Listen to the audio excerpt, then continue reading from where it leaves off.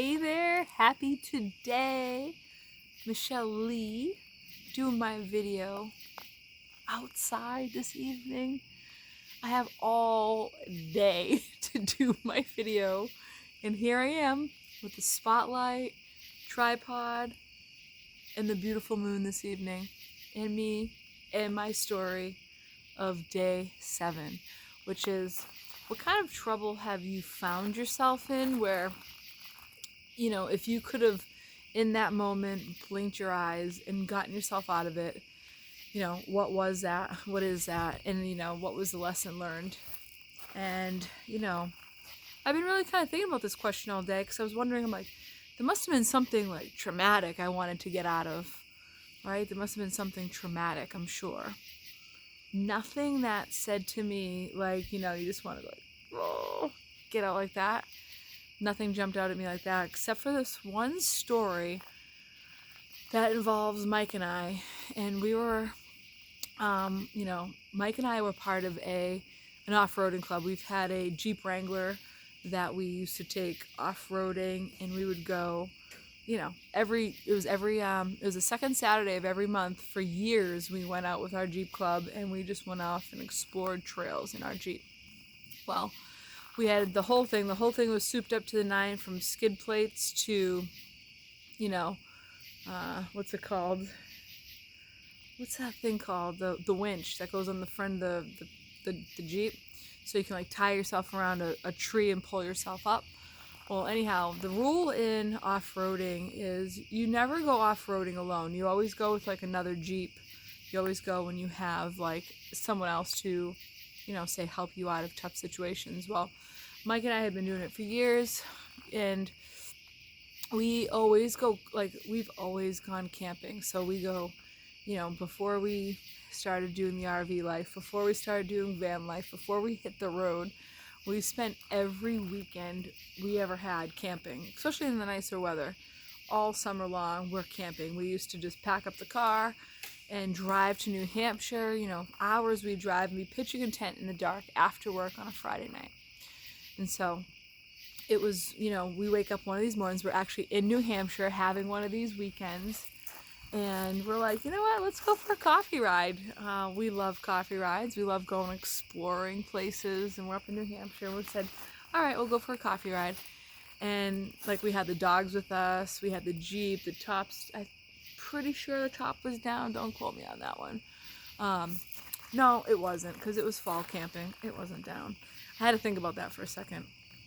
But we had the dogs, and we literally just, up and left, grabbed coffee, and said we're going for a coffee ride.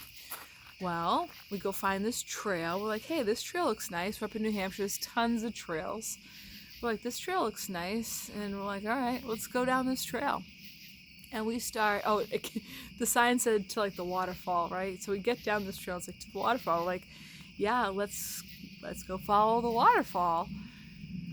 And so we're off-roading on this trail. We ended up hitting what was 4 of the toughest obstacles we have ever been in when it comes to off-roading. There's been times and situations where we've been vertical, never upside down, but like right upside like this, trying to crawl out of places. Usually you have a whole group of people to help you out of those places. When I say help, I mean direction, their Jeeps, whatever kind of help you need. And so we had gone through 4 obstacles, which were, we're on the side of this waterfall. Like, there were times where I'm literally like, the waterfall, and I say the waterfall, it's a big, huge river now. It's like the waterfall's still somewhere up here, but the current is strong, it's big, and it's just rapid going on the sides of us. And at one point we're like sideways, like trying to get out of this. And so at one point Mike and I were like, this is absolutely crazy. I cannot believe we did this. And we said we're definitely not going back that way. There's no way in hell that we're going back. That's what we literally told ourselves. We didn't know how we got ourselves onto this trail. We didn't know how we got as far down as this trail went. And we told ourselves we were definitely not taking this road back, and we'd find a different way out of there. Well, it turns out that this off-road trail that we took ended up being it turned into a snowmobile. If you can imagine that, it turned into a snowmobile trail. So at one point we get out of the Jeep. I start hiking, following us and up this hill, like where we're gonna take the Jeep. And it just turned into this narrow path for a snowmobile. It wasn't that narrow. It was like, narrow for a snowmobile, not a vehicle. And so Mike and I, we're now, how are we ever going to get out of these woods? There's no way we can go back. We physically cannot go back. There's no way out of these woods. I mean, Mike and I were, it's funny what happened at this point, because Mike started talking like crazy talk, like he'll laugh about it. We both laugh about it this day. He's like, I honestly think a helicopter is going to have to come get the Jeep and helicopter us out of here. No, Michael, there's no helicopter coming to save us right now. It ain't happening. Then we're like, oh, tow truck, there's got to be an off-road tow truck. No tow trucks. I don't even think we had cell phone service. So we were like in this, as individuals, as a couple, we both were at the verge of, like, I want to say tears. We definitely didn't cry, but it's funny, we didn't talk about it at the time. We talked about it later. We both went into, I just kept saying to Mike, we're getting out of here. We'll figure it out. We got this far. We have to be able to go back out. I know we said we'd never in all of our lives take those obstacles back. And we had no choice but to. And so it's just kind of funny, because we laughed at the idea of even having to do it again, but then we had no choice but to do it again. And then that no choice aspect left us feeling both, for the first time in our relationship, not sure about many things. And so we ended up, we ended up going back, and at one point we're vertical upside down. I ended up taking, so that winch, it's a wire system that sits on the front of the Jeep, and so I'm literally running from tree to tree up. I just want you to imagine this. So the obstacles are so bad, like you can't drive through them. So I'm running from tree to tree with this tree hugger. Now a tree hugger is this big, huge strap, and it's real thick. It's real thick so that when you're using the tree to pull your vehicle, you don't hurt the tree.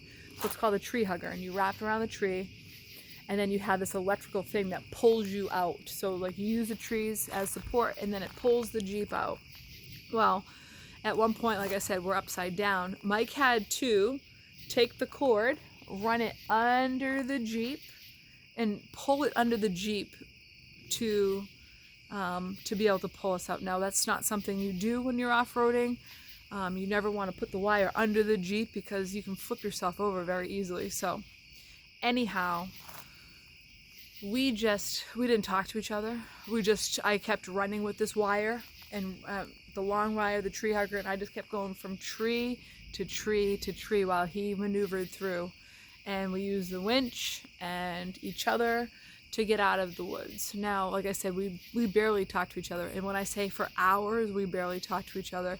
It was just running, like just getting out. And at this point in time, we finally made it out of the woods. Now, mind you, we went out for coffee at like 10 in the morning. We hit this trail by 10:30. The dogs didn't eat. We didn't eat. We didn't have food with us. Didn't have water with us. But we had that current I was telling you about. So the dogs could have water there, which was great. And we drove out of the woods at 4:30 that afternoon. The sun was going down. It was like, because it was late fall, sun's coming down, and we just drive back to our campsite. And I'll never forget, at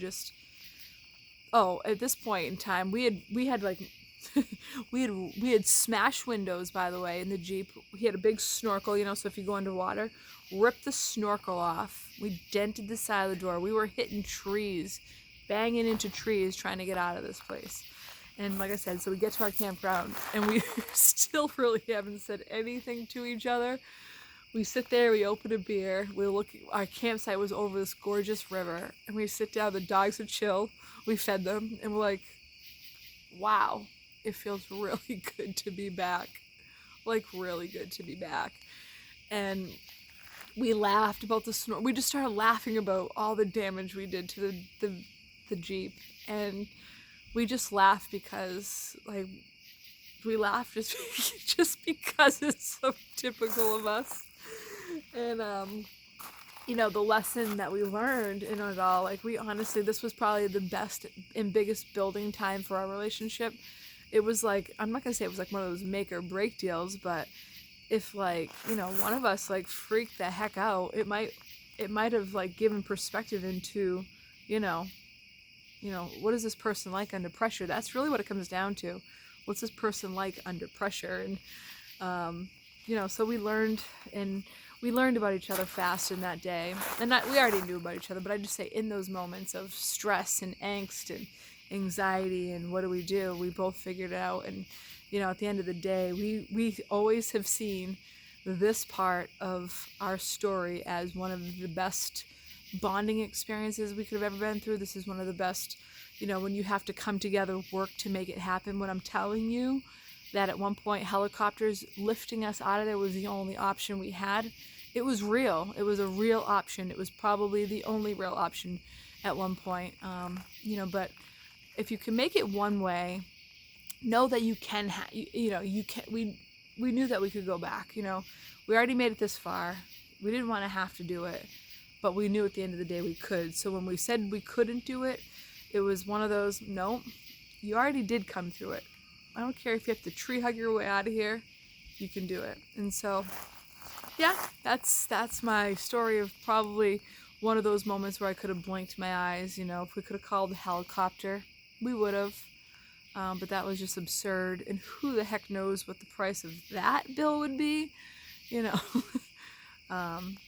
So that is day 7 inside the video matrix, and I'll leave this with you. What was your biggest, what was the situation you found yourself in where if you could have blinked your eyes and got yourself out of it, you would have, and what did you do to get out of it? It's really kind of a fun, cool question because it's broad. You can take it however you want.